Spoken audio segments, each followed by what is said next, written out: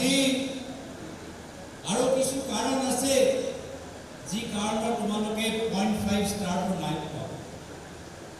এতিয়া মই তোমালোকৰ এই কমিটিৰ ভিতৰত মই দেখা পাইছোঁ যে তোমালোকৰ কমিটিৰ ভিতৰত ছোৱালীৰ সংখ্যা কম। ছোৱালীৰ সংখ্যা কম।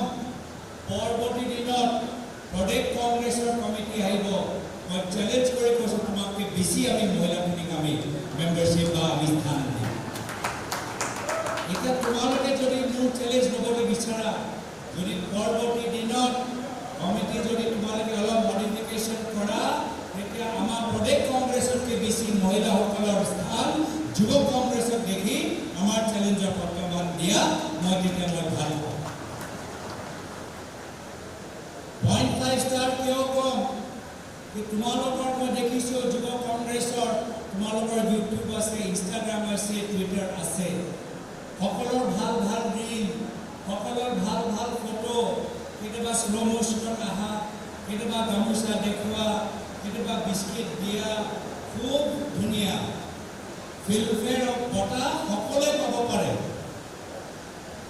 কিন্তু আমাৰ অসমৰ এতিয়া যিখিনি বিষয়, যিখিনি গুৰুত্বপূৰ্ণ বিষয়, যি আমাৰ বিভিন্ন জিলা যুৱ কংগ্ৰেছ উত্থাপন কৰিছে, কোকৰাঝাৰ কি সমস্যা আছে, মাজুলীত কি সমস্যা আছে, তিনিচুকীয়াত কি সমস্যা আছে, আমাৰ ৰাইজৰ বিষয়বোৰ আমি সামাজিক মাধ্যম যোগেদি আমি দেখাব পৰা নাই। আমাৰ স্থানীয় বিজেপি দলৰ কি ধৰণৰ কেলেংকাৰী, কি ধৰণৰ গুণ্ডামি, কি ধৰণৰ অহংকাৰী আৰু অত্যাচাৰ, আমি সেইখিনি কাম সামাজিক মাধ্যম যোগেদি আমি মানুহৰ মাজত আমি লৈ যাব পৰা নাই। মনত ৰাখিবা, সামাজিক মাধ্যম মাত্ৰ নিজৰ কাম প্ৰচাৰ কৰা মাধ্যম নহয়, আমাৰ অসমৰ জনসাধাৰণৰ মূল সমস্যা আৰু বিজেপি চৰকাৰৰ তেওঁলোকৰ কেলেংকাৰী বিফলতা প্ৰচাৰ কৰা এটা মাধ্যম। তো সেইকাৰণে তোমালোকে জোৰ দিবা যে আজি কেনেদৰে যোৰহাটত বিজেপি দলৰ নেতা গুণ্ডামি চলি আছে।